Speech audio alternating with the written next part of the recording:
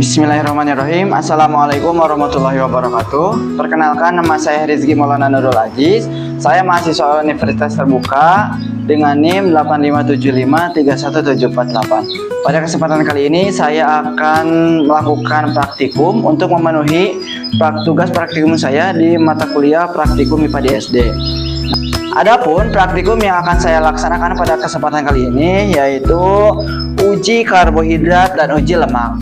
Nah, di depan saya ya, kita akan melaksanakan uji karbohidrat terlebih dahulu ya. Nah, adapun tujuan dari praktikum saya yaitu mengidentifikasi bahan makanan yang mengandung karbohidrat. Nah, di depan saya sudah ada beberapa bahan makanan yang mengandung karbohidrat. Adapun alat bahan yang akan saya gunakan pada kesempatan kali ini yaitu ada terigu, ada margarin, ada apel, ada nasi, ada tahu putih, biskuit, gula, telur, kentang, dan pisang. Nah, satu bahan terakhir yaitu kita menggunakan kalium iodida. Nah, di sini saya menggunakan betadine ya sebagai penggantinya. Nah, sekarang kita akan menguji dari masing-masing bahan yang sudah kita sediakan di depan ya, menggunakan kalium iodida ini. Nah, sekarang kita akan menguji ya beberapa sampel makanan yang ada di depan saya dengan menggunakan betadine ini ya. Oke.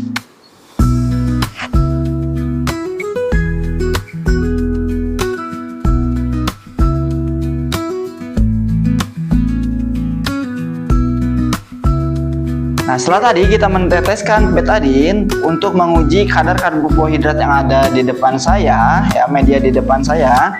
Sekarang kita tunggu beberapa saat untuk melihat hasilnya. Nah, bisa dilihat di sini hasilnya ya sudah kelihatan. Kentang berubah warna menjadi biru keunguan ya. Nah, biskuit pun sama berubah menjadi biru keunguan. Sedangkan tahu putih tidak. Nasi sudah mulai terlihat ya biru keunguan, sama ini juga tepung terigu sudah kelihatan ya berubah warna, sedangkan apel tidak ya. Nah, di sini pisang juga sudah berubah warnanya, kentang pun sudah berubah ya, nggak berubah warnanya, sudah biru keunguan. Nah, di sini telur tidak berubah sama sekali ya, tidak ada perubahan. Gula pun sama ya, di sini gula tetap tidak ada perubahan yang begitu kelihatan ya, di sini warnanya tetap sama. Oke, sebelum saya menutup praktikum kali ini, saya akan menjawab beberapa pertanyaan yang ada di buku paket ya untuk uji karbohidrat ini. Yang pertama, perhatikan bahan makanan nasi, tepung terigu, kentang, dan gula pasir. Setelah diberi larutan video, apakah semua menunjukkan biru ungu? Jika tidak, mengapa? Bukankah semua makanan tersebut termasuk golongan karbohidrat? Jika iya, jelaskan kenapa. Oke, saya akan jawab untuk pertanyaan nomor 1. Tidak semua ya, nasi, tepung terigu, dan kentang akan berubah warna menjadi ungu, sedangkan gula pasir tidak. Kenapa? Karena gula pasir tidak mempunyai karbohidrat ya. Yang kedua, mengapa ada bahan makanan yang berwarna ungu biru dan ada pula yang tidak setelah ditetesi larutan yodium? Warna biru ungu muncul karena terjadi reaksi kimia antara molekul yodium dan struktural spiral dari amilosa yang terdapat pada pati. Bahan yang tidak mengandung amilum tidak memiliki unsur tersebut, sehingga warna larutan tetap coklat ataupun warna kuning. Sederhananya seperti ini, jika dalam makanan terdapat kandungan karbohidrat, maka akan berubah si warna betadine yang sudah ditetesi tadi. Tetapi ya, jika warna tidak berubah, berarti dalam bahan makanan tersebut tidak mengandung karbohidrat ya.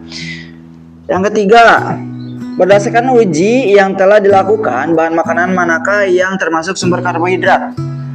Nah, bahan makanan yang sudah diuji yang terdapat tadi ya memiliki karbohidrat ya, diantaranya tadi ada nasi, tepung terigu, kentang ya,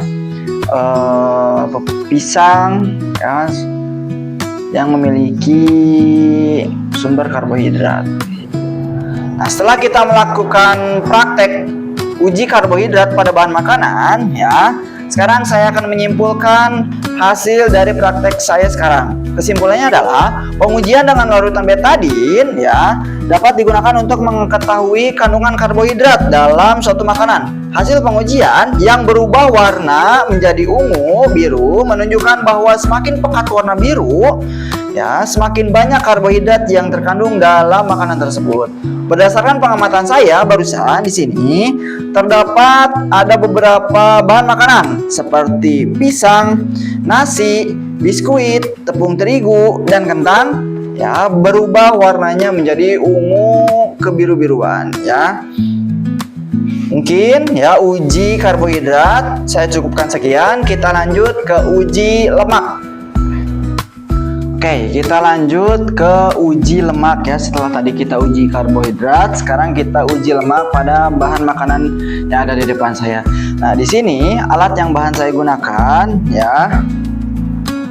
Ada kacang tanah, ada jagung kering, ada kemiri, ada santan, ada seledri. Ini kertas kayu ya. Ini ada wortel, ada pepaya, ada margarin. Di sini ada singkong kering ya.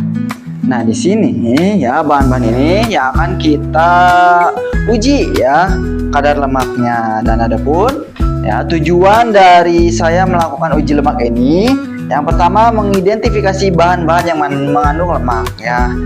Sesuai dengan judulnya uji lemak ya. Kita akan menguji bahan-bahan ini apakah mengandung lemak ataupun tidak ya. Nah, selain dari bahan-bahan ini, nah di sini juga ada minyak ya, minyak goreng dan juga susu ya. Kita akan uji kadar lemaknya ya.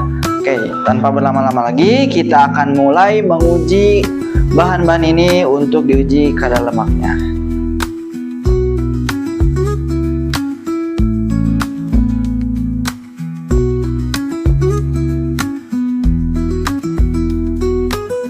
Nah, sekarang saya akan melihat ya bagaimana tadi hasil dari praktikum saya. Nah, ini susu. Ya, terlihat susu meninggalkan bekas noda ya. Susu.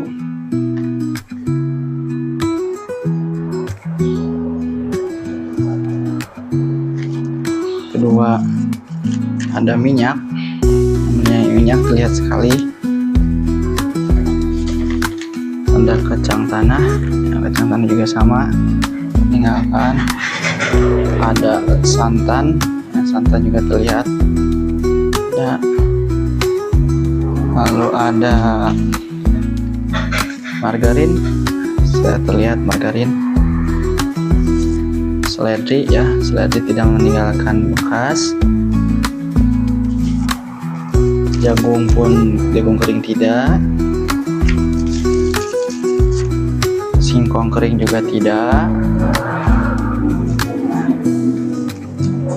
Oke, pepaya juga tidak ada ya, meninggalkan bekas. Ini basah sedikit. Lalu wortel juga tidak ya. Nah, sekarang kemiri ya, kemiri terlihat sekali ada bekas noda ya. Oke, sebelum saya menutup praktikum kali ini, saya akan menjawab beberapa pertanyaan yang ada di buku paket ya. Yang pertama, rabalah atau usaplah tetesan bahan makanan kemiri, seledri, dan pepaya. Bagaimanakah terasa bekas usapan atau tetesan tersebut di tangan Anda? Untuk kemiri, bekas usapannya akan terasa licin dan berminyak ya. Hal ini karena kemiri memiliki kandungan lemak dan minyak yang sangat tinggi. Sedangkan seledri dan pepaya, bekas usapannya tidak akan terasa basah ya dan tidak licin. Setelah kering, rasa basah tersebut akan hilang tanpa meninggalkan residu minyak. Nomor 2, ketika bekas usapan tetesan tersebut diterangi ataupun disorot dengan lampu senter, bagaimana terlihatnya? Nah, kemiri akan meninggalkan bekas noda yang transparan ataupun tembus pandang. Noda ini tidak akan hilang meskipun kertas sudah kering. Sedangkan seledri dan pepaya mungkin pada saat awal ya terlihat basah, tetapi ketika kertas sudah mulai kering, kertas akan kembali menjadi buram ya. Nomor 3, berdasarkan uji yang telah dilakukan, manakah bahan makanan yang sumber lemak? Nah, setelah kita uji tadi ya, ada beberapa makanan yang mengandung minyak ya. Contohnya seperti kacang tanah, ya, kemiri, santan, minyak goreng, margarin, ya, itu meninggalkan bahan makanan yang mengandung lemak ya. Kesimpulannya adalah dengan menggosokkan bahan makanan padat ataupun meneteskan bahan cair ke permukaan kertas coklat sampul buku, kita dapat mengetahui apakah ada zat makanan lemak pada bahan makanan tersebut atau tidak. Bahan makanan yang mengandung lemak akan meninggalkan zona minyak ya pada kertas, sedangkan bahan makanan yang tidak memiliki lemak tidak akan meninggalkan bekas noda ya. Berdasarkan pengamatan saya, kemiri, margarin, kacang tanah, santan, dan susu merupakan bahan makanan yang mengandung lemak. Mungkin praktikum kali ini saya cukupkan sekian. Mohon maaf bila ada kesalahan. Wabillahi taufiq wal hidayah. Assalamualaikum warahmatullahi wabarakatuh.